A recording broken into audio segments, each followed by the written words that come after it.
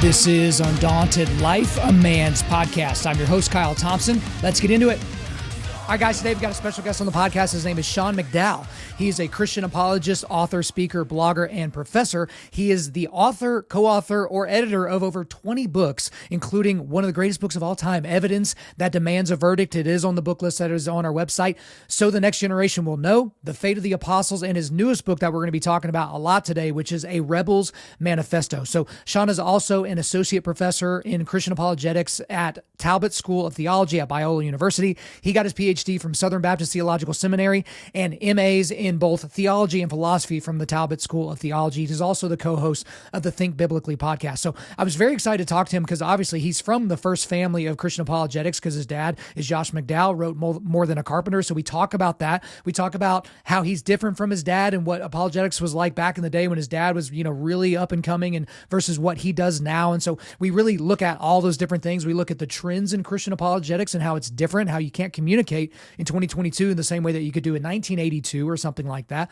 We do talk about Evidence That Demands a Verdict and how people read that book and how they should read that book, the reasons why they did that book and kind of how they've changed it over time. And then we dig into A Rebel's Manifesto, his new book. We talk about what that's about. But that is a book that is written basically for teenagers and giving them a primer on all these really, really difficult topics. So it's going to talk about homosexuality and climate change and transgenderism and guns and racial tension and all these other different things. And so we dig into some of those different categories and we dig into what most Christians talk about today in terms of what it means to be loving. He and I have a great interaction about the transgender thing and, whether or not you should use someone's chosen made up pronouns, even if they don't align with reality or even basic biology. And I really enjoyed our interaction about that.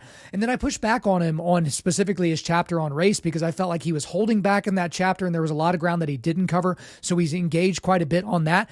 And I asked him at the beginning, if we did a good job on the podcast, if he would be willing to come back very, very soon, because I had a bunch of other topics I wanted to talk to him about that I knew we wouldn't be able to get to. And so you'll have to stick around until the end of the interview to see if we did a good enough job to get him back on the show. So guys, I really, really enjoyed my time with Sean McDowell. So without further ado, let's get into it. Sean McDowell, welcome to Undaunted.Life, a man's podcast. Kyle, thanks for having me. I'm excited to have you on, and I'm just going to start out with something unique here, okay? I've never actually done this before on an interview, but I'm going to put you on the spot from the very, very beginning, okay? So as I was preparing for this interview, it became abundantly clear to me that, almost immediately, that there would be too many things that I would want to talk to you about, but that we weren't going to have enough time to sufficiently get into all of them. So to put you on the spot from the jump, assuming that our time together goes well today, can we have you back on here soon to dig into even more stuff? I'm going to be selfish from the jump here. Can we dedicate to that? You know what? I'm going to hold out and say you bring your A game, do a good job, and then I'll come back. I'm not going to make it too easy on you. I don't think your audience would want that. So bring it, and if you knock it out of the park, for sure. Guys, that's what it's called when you throw down the gauntlet to somebody and then they pick that up, they smack you in the face with your own glove and then move from there. So here we go. A game is coming out. So let's start as easy as we can possibly start. It seems like Christian apologetics and writing and speaking is just the McDowell family business. Okay. So you're the son of McDowell who's been in Christian ministry for well over half a century at this point. And he's author of one of the most important works in all of Christian apologetics history, in my opinion, at least. And that's More Than a Carpenter. And so I guess just talk to me about that. Like, you've been asked the question before. Why did you get into this? Was it because you wanted to be like Daddy-O? Do you feel the pressure that he's been doing this for so much longer and, you kind of have a different style? Take me through it. Yeah, one of the things I appreciate about my dad is he never once said that I can remember something like, son, you ought to write a book. Hey, son, you could speak like I do. Hey, son, we need more apologists. Hey, you're a McDowell. Carry the mantle forward. Yeah. Never once. The narrative as I remember it was, hey, son, God's gifted you in different ways. Just use it for the kingdom, whatever that looks like. And I think my dad understood that the kind of work that he and I do, There's a lot of pressures, and there's also a lot of temptations that can come with it. Mm. And if you're not in it for the right reason, you're going to hurt yourself and you're going to hurt others a lot more along the way. So it was actually the opposite. I actually resisted doing it because I thought, boy, if your dad's like the Michael Jordan, of a certain realm, do you really want to go in and face incessant comparisons? Yeah. That gave me some pause. But I think the reason I got into it is I did see my parents live a life of meaning, of significance. My dad is the same on the stage as off. Mm. What you see is what you get. I grew up hearing stories of people impacted by More Than a Carpenter, Evidence That Demands Verdict, his speaking, and just this sense of a higher calling. And so when I worked through some of my own questions and doubts and started to have my own passion for the next generation, I started to think, you know what? This makes sense to do this. And then when I started it slowly, I think what happened is people would invite me back. I'm like, oh, they're not just inviting me once because I'm a McDowell. That helps. And then I got people inviting me, not even knowing my dad. I was like, you know what? Maybe I can make a real contribution here. And to make a long story short, just became a passion of my own. So, Sean, you kind of alluded to this a second ago. Give us an idea of how your focus and your work differs from what your dad did or what he's still doing. And then I guess what you could give us is provide us with a little bit of a longitudinal idea or study of how apologetics has changed from when, your father was in it in the early days to kind of where it is now. Those are two great questions. I love these. So let me start with how different from my dad. My dad is an evangelist first. That's his heart. That's his wiring. Now, I think a lot of that comes from the fact that he grew up in a broken home. He was told that he was an accident, not wanted as a kid. My grandfather, his dad, was an alcoholic growing up. My dad's older sister took her own life, and my dad was sexually abused severely for 7 years by somebody on their farm until my dad was old enough to slam the man against the wall and say, if you touch me again, I'll kill you. And he meant it. And that was in the 40s. So nobody believed when he talked about it then because those things didn't happen. So his come to Jesus moment was radical and life-changing and revolutionary. So his whole life is about evangelism. Growing up in the church, my story is more of one. I went through a pretty significant season of doubt and question, even in telling my dad, I'm not sure that I really am convinced this Christian stuff is true, and him encouraging me and loving me along the way. My experience is just different. But I also think I'm wired differently. I'm not first and foremost an evangelist, although I do evangelism and I care about it. I'm first and foremost a teacher. Hence, I taught high school for years. I'm a professor. So I'm in a little bit of the academic world. I've written an academic book, some journal articles. I go to some of the conferences. And then I do popular level things. So I got a Ph.D. and my dad didn't need to get a Ph.D. in his world. That's probably the big difference. I think the other difference, and this maybe gets to your second question, is my dad is just wired for the way apologetics was done in probably 60s, 70s, and 80s, the free speech platform. My dad doesn't lack chutzpah, for a better word. He's confident. He's always told me, he's like, son, I'm going to attack hell with a squirt gun. Let's go. Yeah. So when you go back, he cut his teeth in Latin America debating Marxists. I mean, radical, taking over Marxist rallies, going to Berkeley on the free speech platform, and you grab a mic and you have to shout things. You show confidence. If you show weakness, you're thrown off the stage. That's the way, when people are protesting the war, he's out there preaching Jesus. That's a very different time. Now, in a sense, everybody's shouting, everybody's angry, everybody's offended. I actually think a more powerful apologetic today is one that's relational, one that is gracious, one that builds bridges and listens and does the opposite of cancel culture. I'm wired a little bit more for that kind of engagement. And so that's some of the differences. As far as the way apologetics has changed, I mean, when my dad started, there was basically C.S. Lewis and Francis Schaeffer, and nobody doing it on a popular level. Right. I mean, nobody, Kyle. When C.S. He Lewis was wasn't even as popular in his time as he is right now. He gets more and more popular Yeah. every year that goes by. I think that's right. And he died in early 60s, I think 63, maybe, if I remember. But nobody was doing it. There was no Frank Turek, there was no Greg Koukl, there's no J.P. Moreland, no William Lane Craig. Mm-hmm. Geisler was coming on the scene. So he really was a trailblazer when he started. And he found a way to take academic stuff and just popularize it, and would always share his story as a part of it on college campuses, and would get massive audiences, 6, 8, 10, 12,000 out for these huge events. And when he started, really the question was, is Christianity true? I think the question has shifted. Now there's a ton of people doing apologetics. You have TikTok apologists, you have Twitter apologists, you have blogs, you have YouTube channels, you have speakers, you have professors, you have people doing it in their church. But the question has shifted really from, is Christianity true, to, is Christianity good? Right. And a lot of people think, because of hypocrisy, church abuse, the narrative about sexuality, that even if it were true, I don't want to believe it because it's harmful and it's bad. That's how I think some of the apologetic questions have shifted. I would say I certainly agree with that. And that opens up a whole can of worms of stuff that I wasn't even planning on asking you. So we'll see how we do time-wise today. But I'm reminded of another apologist that you didn't mention, which is John Lennox.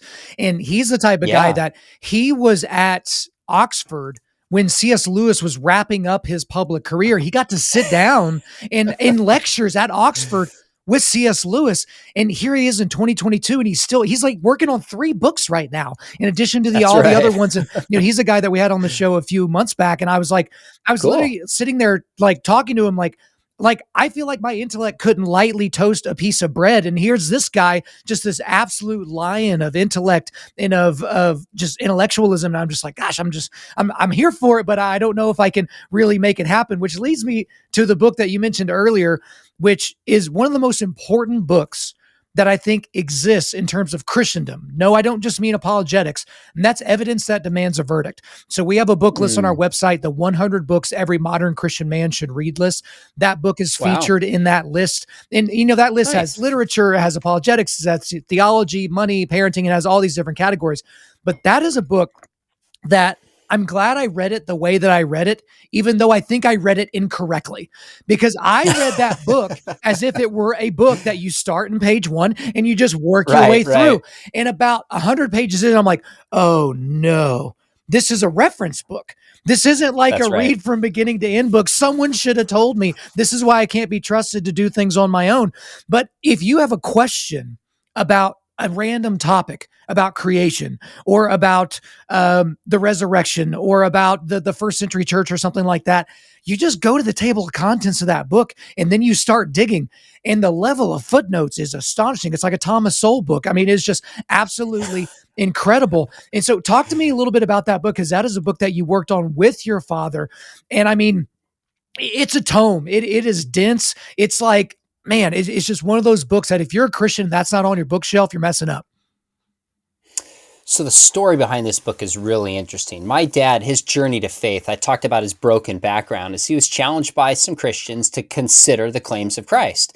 And really what drew them is that this group of Christians had peace, they had love, their lives were different. He wanted to know, and they mentioned this guy, Jesus. He's like, give me a break. I'm going to prove that the Bible's false. Jesus was not God, didn't rise from the grave. Well, at this time, there was no internet. There were no apologetic books you could really get on this. Very few.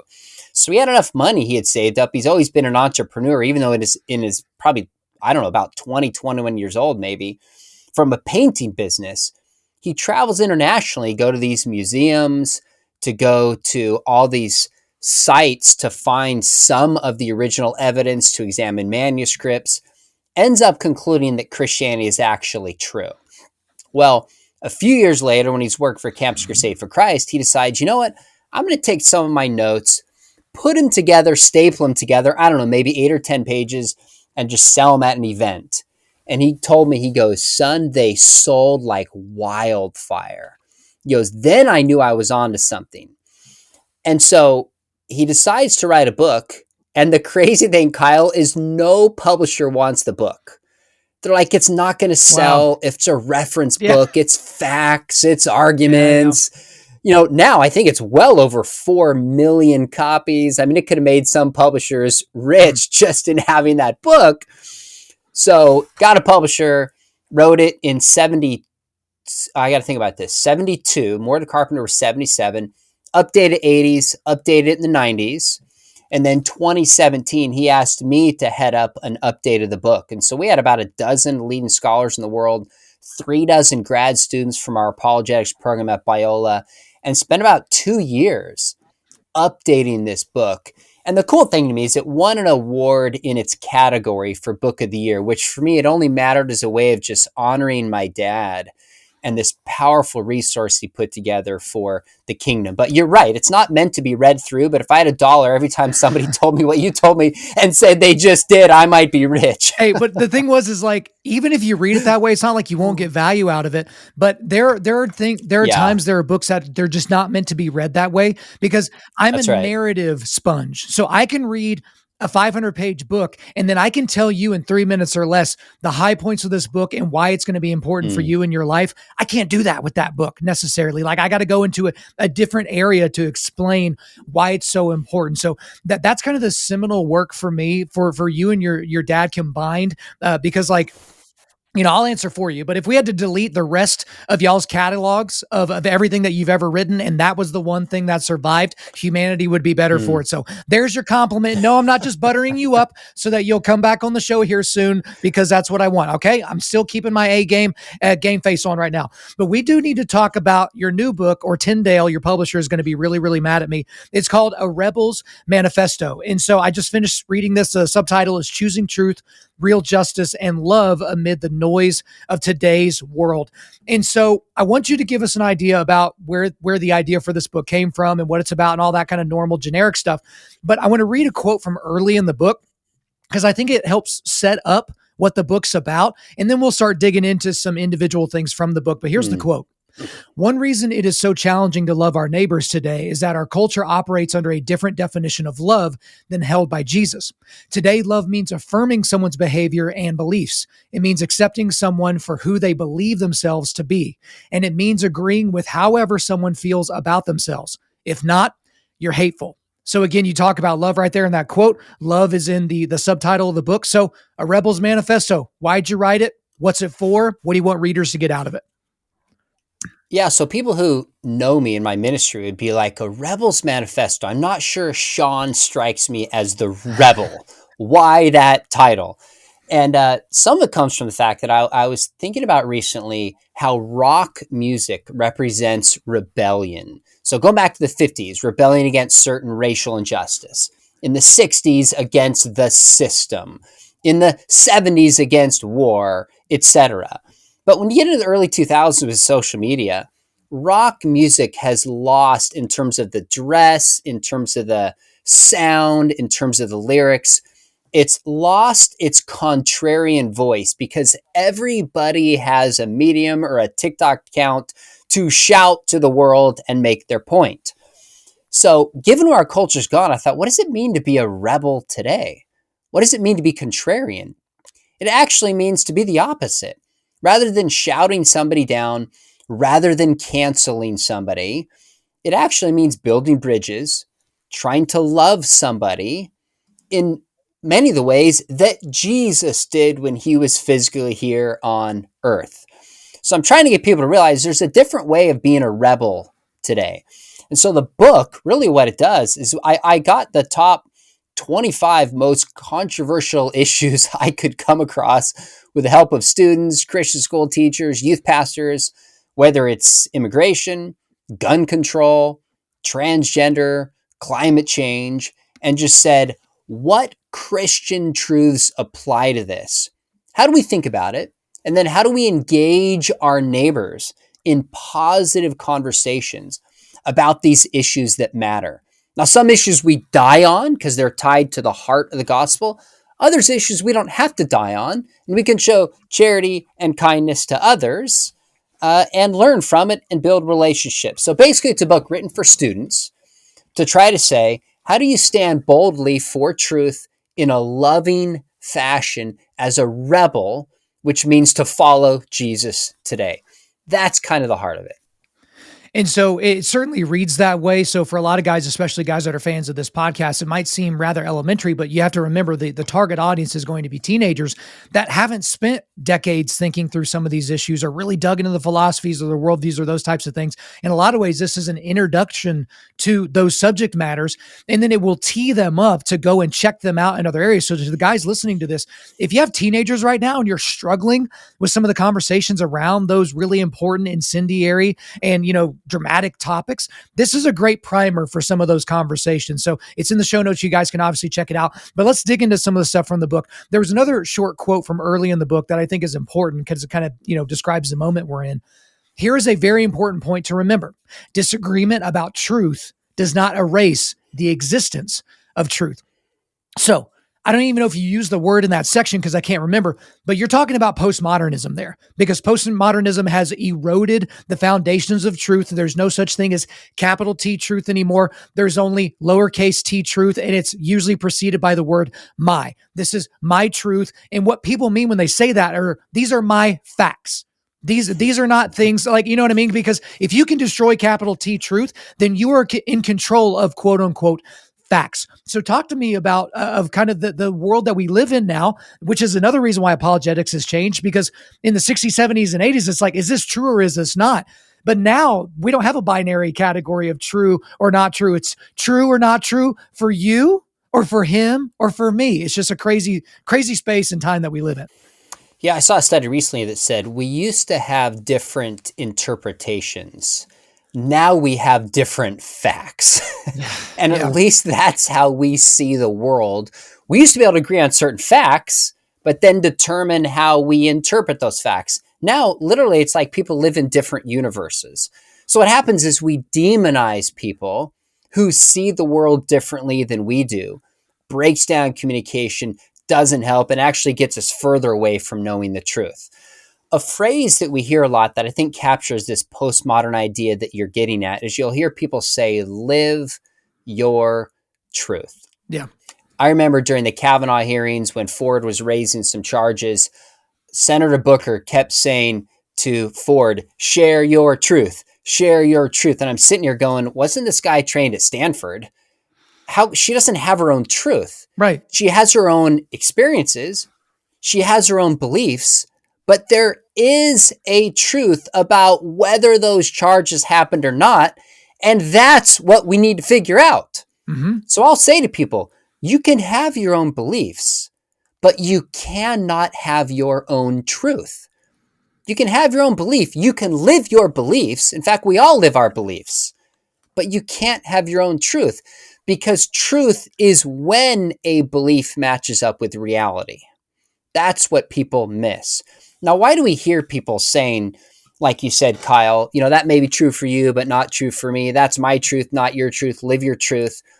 The locus of truth has shifted.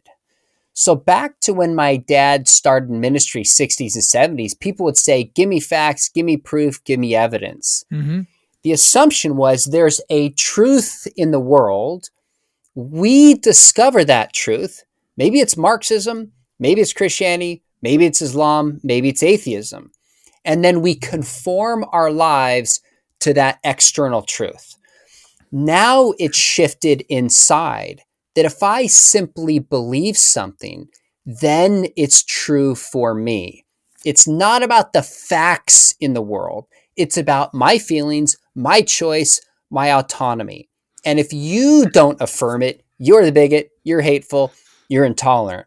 So one way that my dad framed it for me, again, that was helpful, is he said, when you go back to like the 70s, there was this sense that the problem is out in the world and we could all identify it in the world and fix it.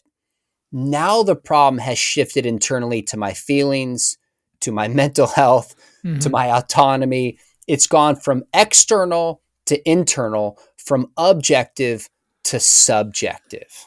And it's almost like truth is out to get them, right? So these people that get offended by words and by other things, because the reality is truth is undergirded, or the scaffolding beneath truth is something called facts. And so I use this example all the time because it's just common for people. But Abraham Lincoln was the 16th president of the United States. That is true and undergirded by a bunch of facts.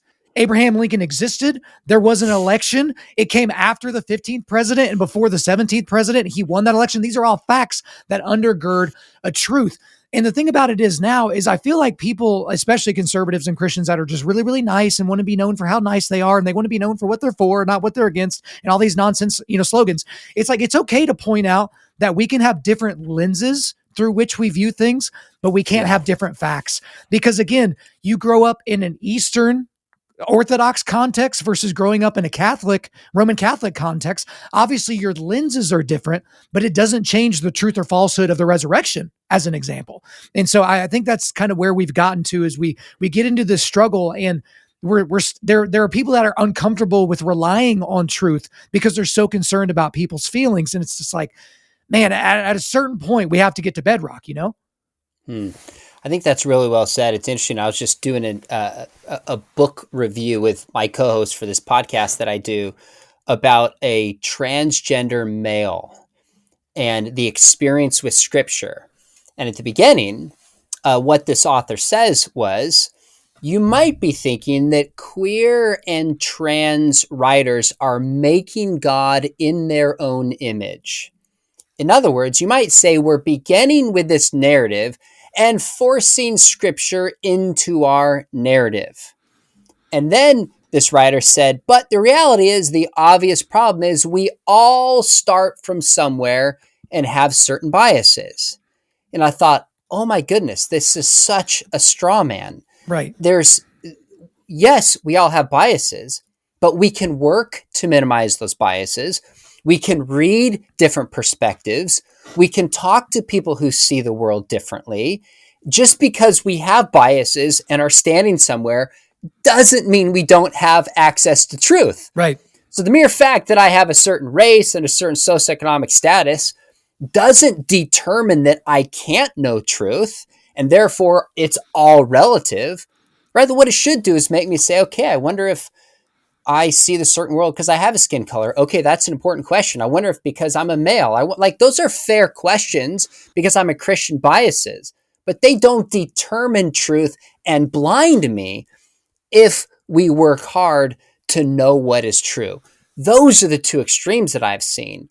And I think it's an unhelpful way to move forward. And we as Christians got to be willing to listen to different perspectives, read books, work hard to minimize so we can know truth. And then frankly, make sure we're not doing the same thing.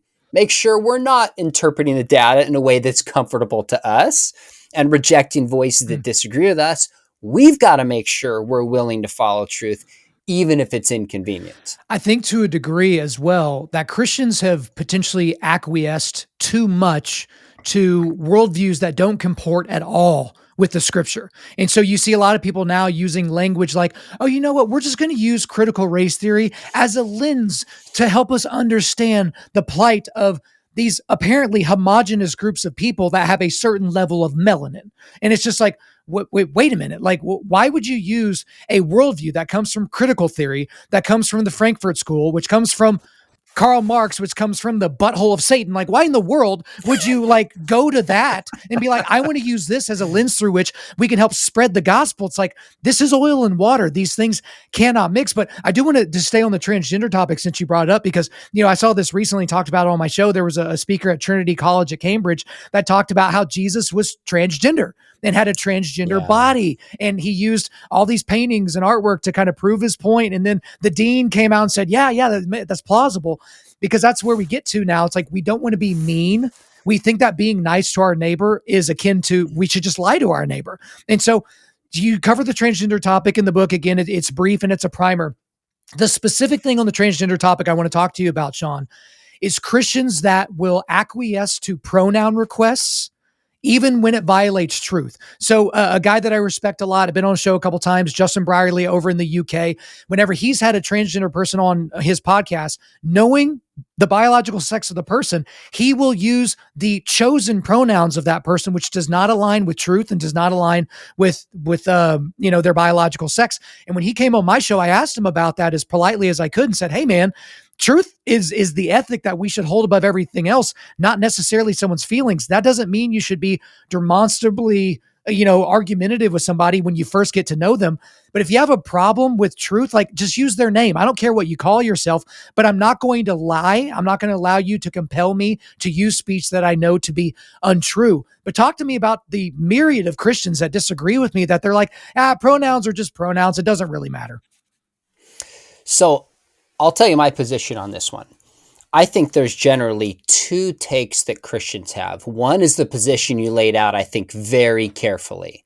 And well, that I'm not going to lie and speak something that's not true. So if I use a preferred pronoun, I'm violating my conscience. Yeah.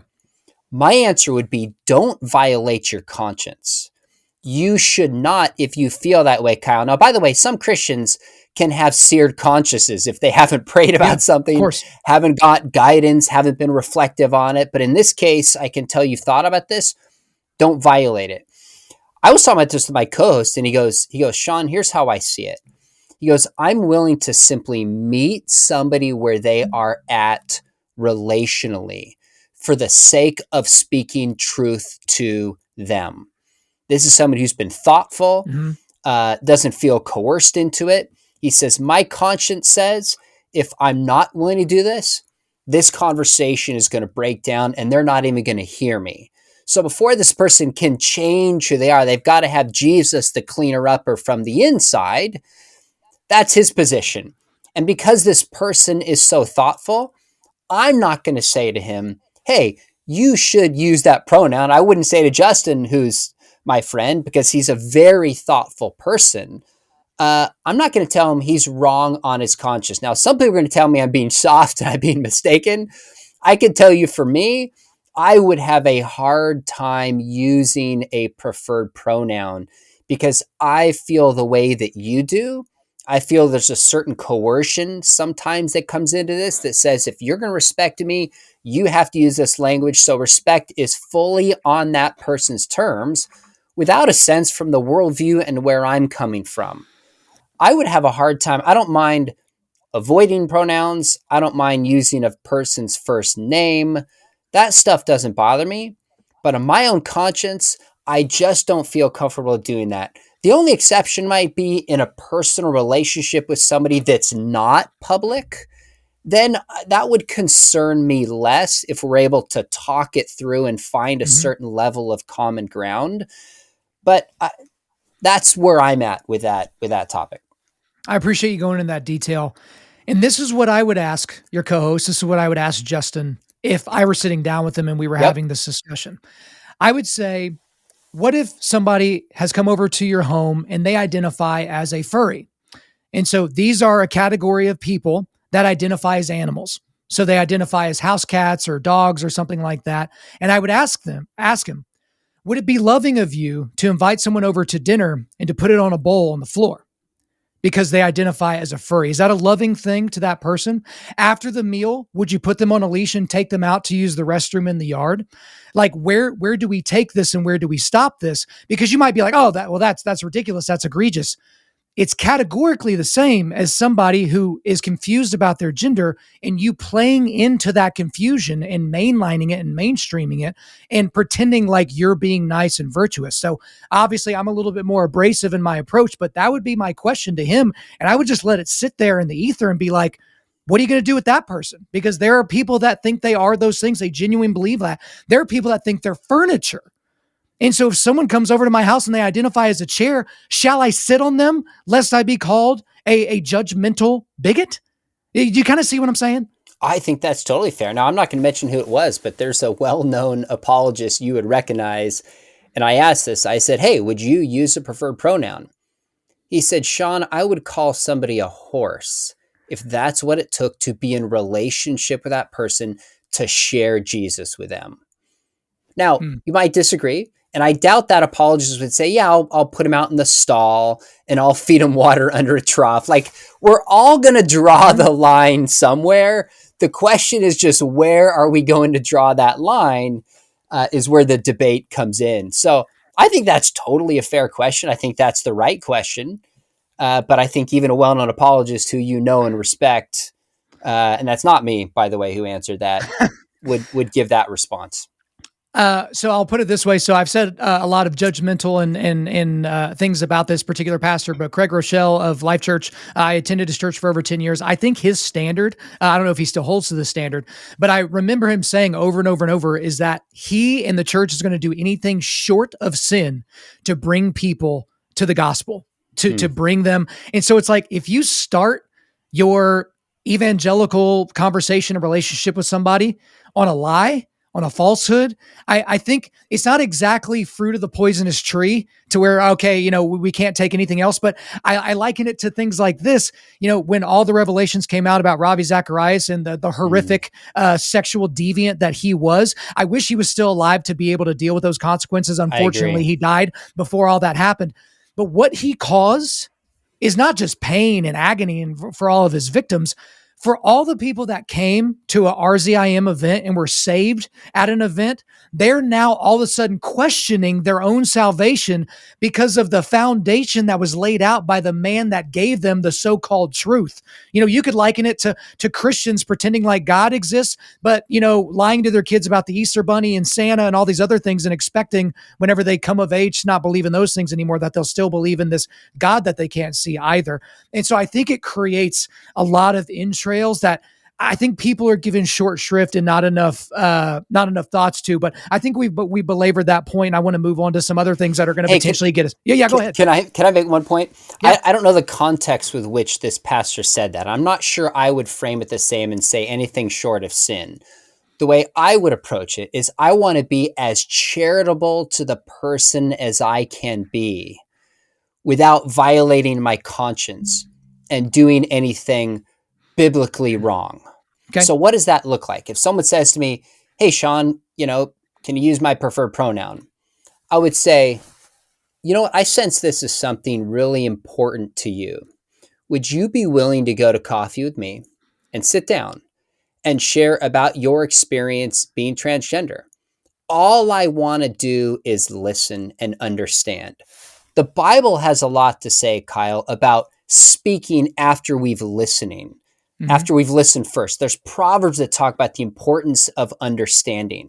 And I would sit down and say, tell me when you first experienced gender dysphoria or gender expectations. Who did you first tell? How did people respond? How does this affect your faith? Have you ever had doubts? I would just listen to understand this person's story. Then I would say, tell me why it's so important to you that I use this preferred pronoun. My only goal is to understand. And at the end, I'm going to say, do you feel like I've taken the time to understand where you're coming from? Do you feel like I've been empathetic? Yes. Would you be willing to hear me out about my worldview, where I'm coming from, and why using preferred pronouns is also very significant to me? Now, the person can say no, and then what have you done? You've extended as much charity as you can, and then you have a clear conscience before the Lord. You've bent over backwards, so to speak, to try to show kindness and love to this person. And then you lay out, if you have the kind of concerns that you and I have, and say, you know what, I think God has made us male and female, and that our gender identity is to match up with our bodily sex. I don't think I truly am what I believe in my mind. My body is a part of who I am. So just like you want to be a person who's authentic and live out who you believe you are, I want to be an authentic follower of Jesus. And Jesus tells me to speak the truth. So are you asking me to be inauthentic to who I am?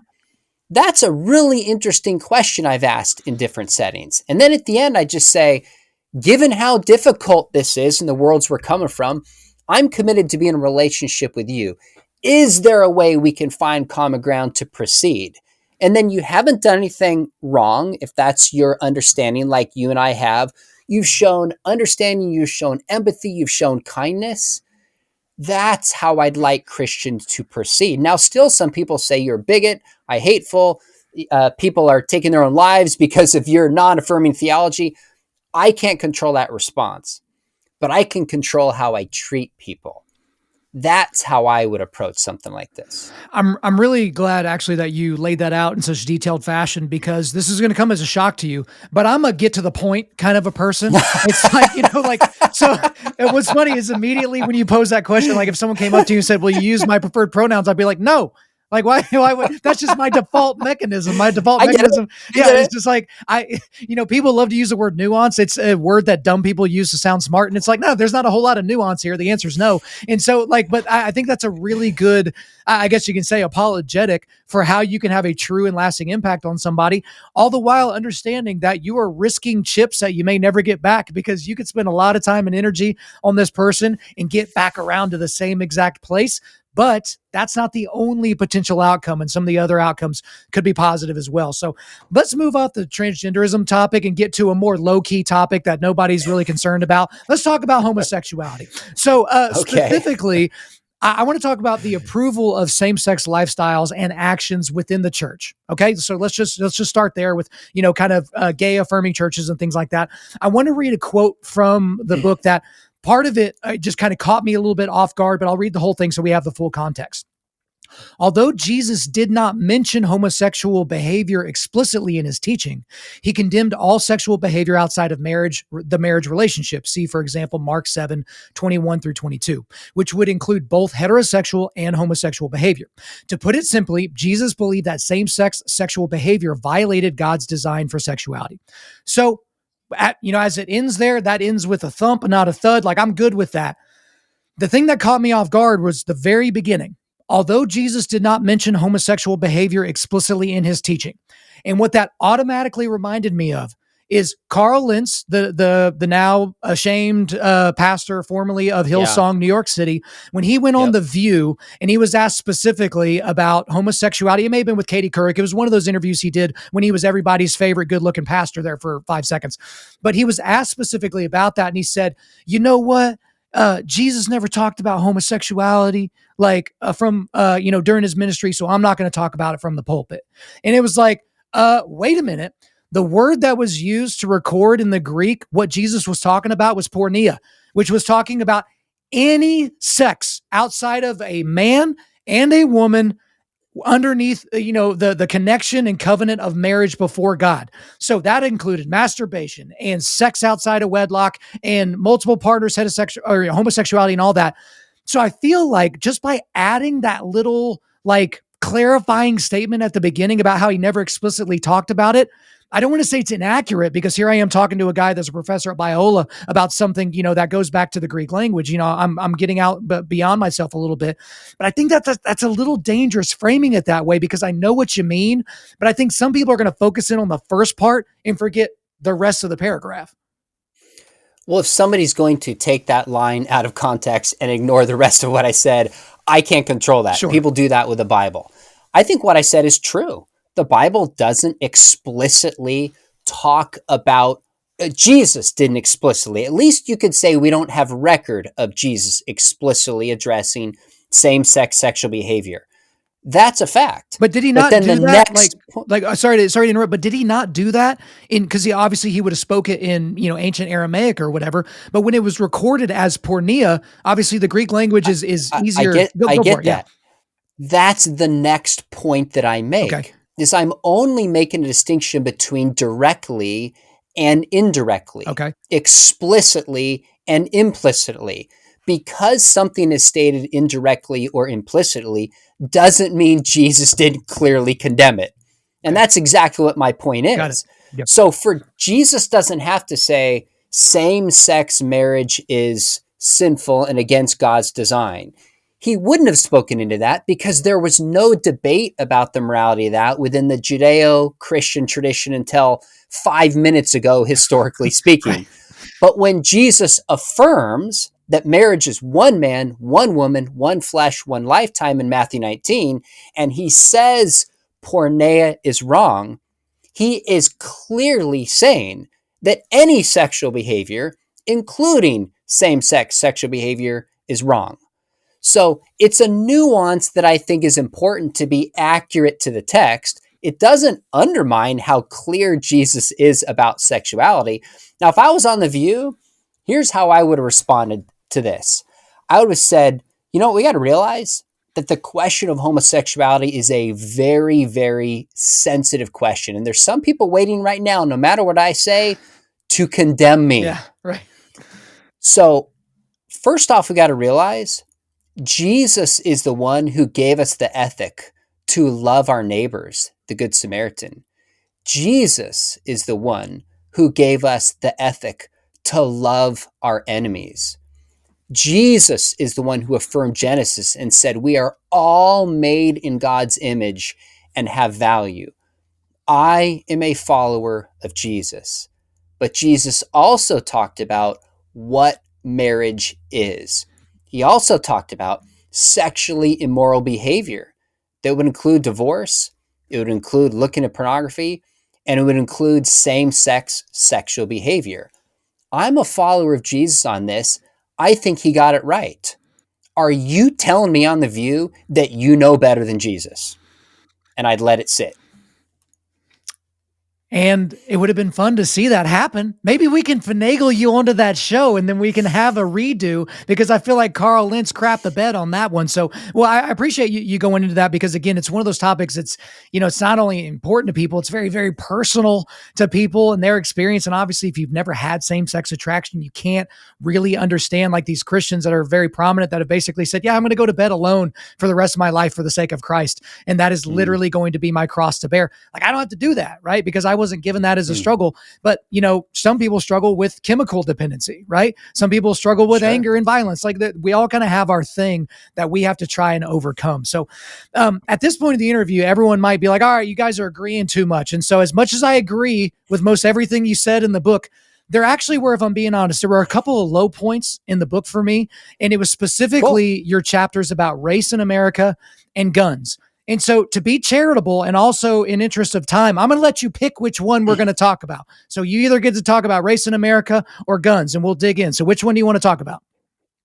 Let's do race, since you mentioned it first. So one thing as I'm reading through your book is I had to constantly remind myself that this book was not really meant for a guy like me specifically, because I spend hours and hours and hours a week digging into these topics, thinking about it, talking about it on the show. And so like I'm beyond a lot of the arguments just because I've been marinated in it for so long.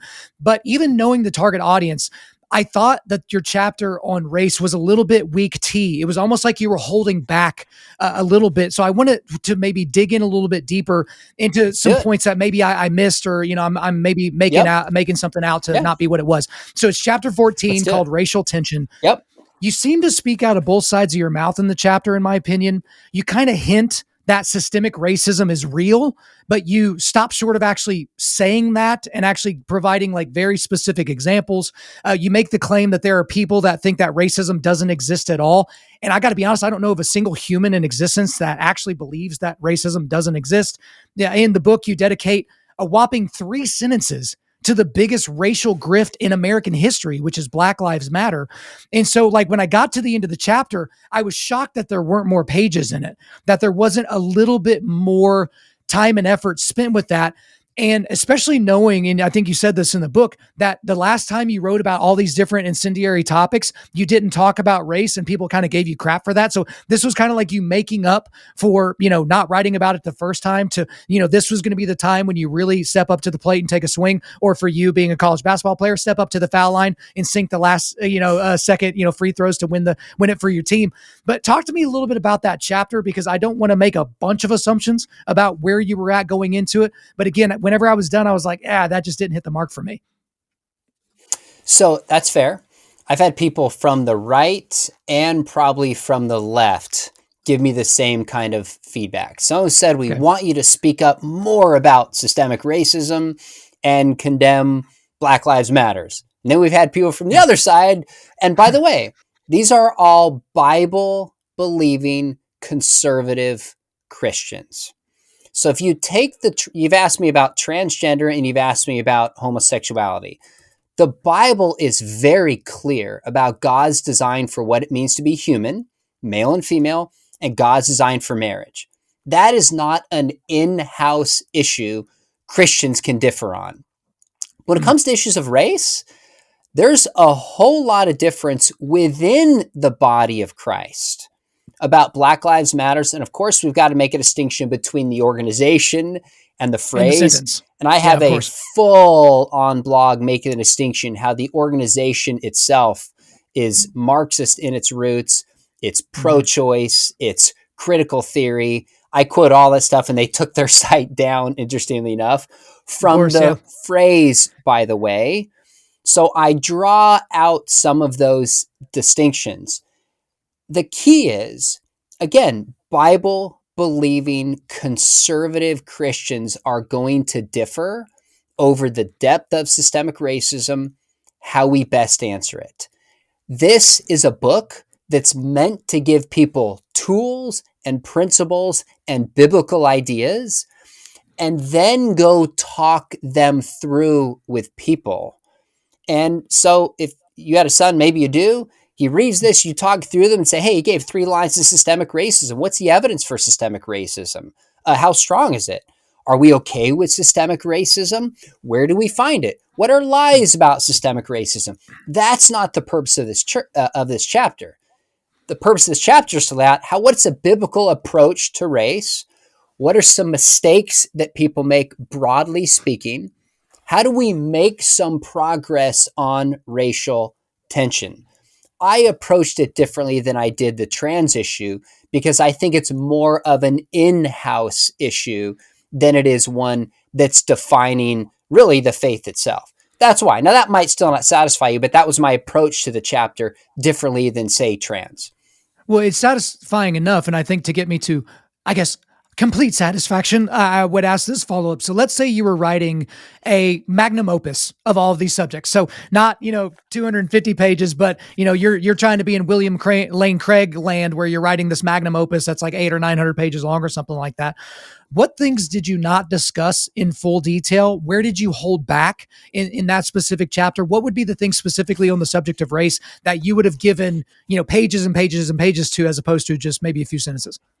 I think I would have gone into questions of systemic racism. I think the heart of critical race theory is an assumption that there is systemic racism. It's not, I think I would have unpacked one of the ideas that critical theory says not is racism a factor, but how is racism a factor? And that biases the data towards racism always being a factor. Right. Now, like you said earlier, I think race can be a factor. And I think we need to be aware and honest. If it is a factor, then we should be willing to call it out. But my problem with things like critical race theory is they assume it and then end up not discovering the truth, bias the data, and we're seeing race where it doesn't exist. So I would unpack that a lot more in a way that I just wasn't able to. So it almost goes back to the lenses comment from earlier, to where it's like, okay, if I were to go out today looking to be offended as a white male, it's going to be a shock to no one that I'm going to find times where I feel offended because of my immutable characteristics. So if you go out, it's like these DEI, diversity, equity, and inclusion offices at campuses or companies. Isn't it amazing how when they do their little annual report, they've always found evidences of racism where most people thought they didn't exist? Because it's like they were looking for it, and the lens through which they saw it is the least charitable lens possible. So when someone says, oh, hey, where are you from? And that person meant like, hey, you have a little bit of a Southern accent. I wonder what state you're from. Someone's going to be like, oh, do you think I'm not American because I have dark skin? Right. Of course, like that's going to go down as a microaggression or a macroaggression or something like that. So I think we kind of, to get into that a little bit, to leave the book. And again, guys. And by the way, before we leave race, you got to keep in mind, what's the purpose of this book? It's really not a culture warrior book. And I'm not saying there's not a place for that. This is a book for individuals to better engage their neighbors around them who see the world differently. That's the purpose of this. So I have people who are white, people who are black, people on the left, people on the right who are going to read this. And I'm trying to push some of their assumptions and get them to say, is this biblical? How do I make progress in this area with other Christians and non-Christians? So for me, I've read a good amount of critical theory. And I have definite concerns with it on an intellectual level. but I've also had a lot of Bible believing African American friends reach out to me just over the years and say things like, why is the white community so worried about critical race theory? This feels like a diversion from trying to understand us and our experience. I'm like, okay, tell me about that. How do you process this? Am I just willing to listen and understand where somebody is at? I think there's a way to do that without affirming ideas that I might take serious issue with, and I do in other contexts. That's it. So a lot of my Black friends have told me, and I'm asking them, I'm like, how do you think we make progress in racial relations? One of the most common things they'll say to me is they'll say, Sean, just be willing to listen. I'm like, okay, that's where I'll start. Now we got to challenge ideas and we got to go further, but am I willing to start there? That's all I'm saying. That's the heart of the chapter. And in 1,500 words, you can only say so much. Sure. And I think for me, I kind of go back to, what was it, when Morgan Freeman, he was being interviewed on CNN or 60 Minutes or something like that. And, the white journalist is basically teeing up to talk about how horrible and racist America is. And he goes, yeah, I'm done talking about it. Like, you know how we stop racism in this country? We stop talking about race. Like, we don't have Black History Month. We just have history, right? And because Black history is American history and all these different things. And so for me, I try not to lean towards the homogeneity of any group. That's why I try to not say the Black community or the gay community or the blank community, because pretending as if these people are all the exact same because of the level of melanin in their skin. I know a lot of people during George Floyd's summer, because he died in police custody and people pretended like it was because he was Black and it didn't have anything else to do with anything else. They were like, okay, let's invite this random Black person up on stage at the church and let's ask questions to him because we want to get to know the plight of the American Black man. And it's like, wait a minute, like you're trying to compare him to a criminal in Minnesota. Like, this is a guy that owns a coffee shop down the street. Like, what kind of magical thing do you think he's going to tell you that is going to change your group of an entire race of people that all think and act and vote and feel differently about every subject? And again, we're running short on time today, so it's kind of hard to really dig in, but I Sure. appreciate your approach to the chapter. And I appreciate you answering my questions on all those different things. But you mentioned the culture wars there. So this will be our last question of the day, and then we'll wrap up. There are a lot of Christians now, Sean, that think it is the virtuous thing to do to not lower themselves to fighting in the culture wars. I had some dork on my podcast here recently that basically was like, I want to be known for what I'm for, not what I'm against. And I'm not going to talk about any of the things happening in culture until we figure out what's going on in the church.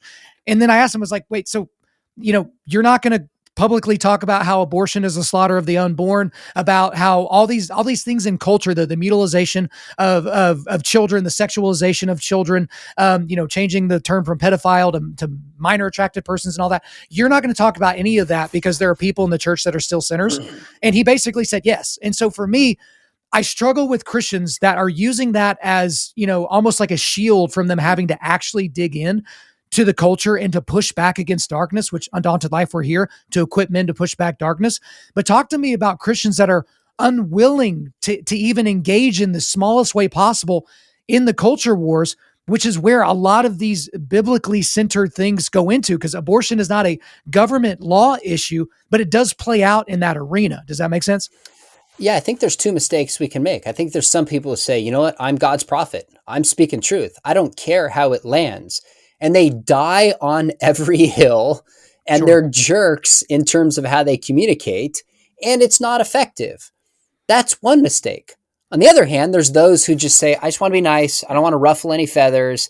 I don't ever want to say anything that's not going to land well. Well, I think that's also a mistake. There is a time and a place and a need for a prophetic voice today. That cannot and should not go away. But there's also a huge need in our cancel culture for people in their interpersonal relationships to learn how to listen better, to find common ground, to love their neighbor and meet them where they're at. I'm not sure we do that well.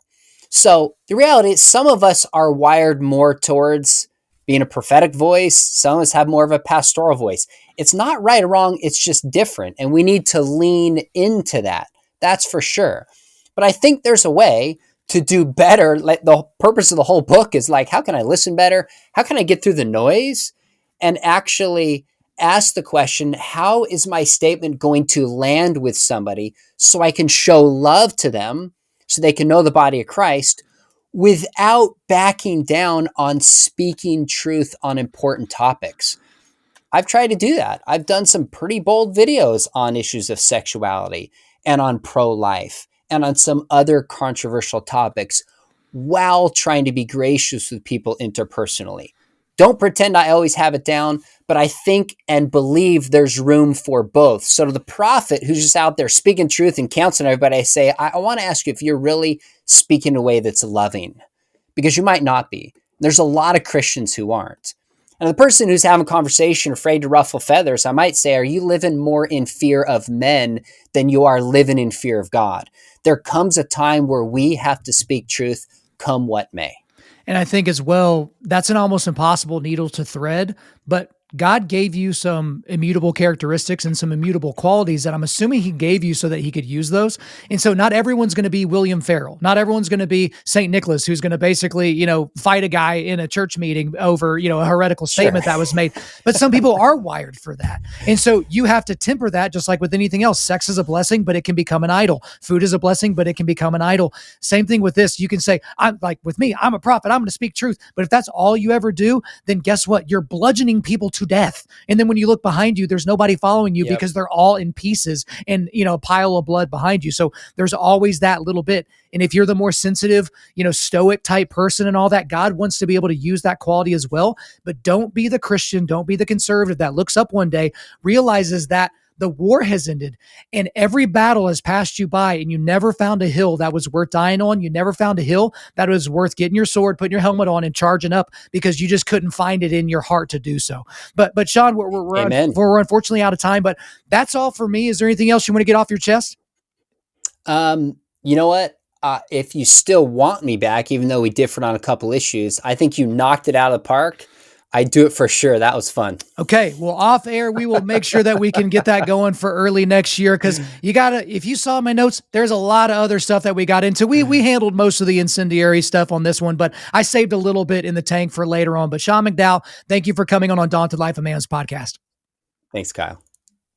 There you go, guys. I hope you enjoyed my time with Sean McDowell. But before we let you go, we are going to do a quick resilience boost. At Undaunted.Life, our mission is equipping men to push back darkness with content that forges spiritual, mental, and physical resilience. So here are the links I've got for you today. I've got a link to Sean's website, his YouTube channel, but also a link to a couple of books we talked about in this episode, A Rebel's Manifesto and Evidence That Demands a Verdict.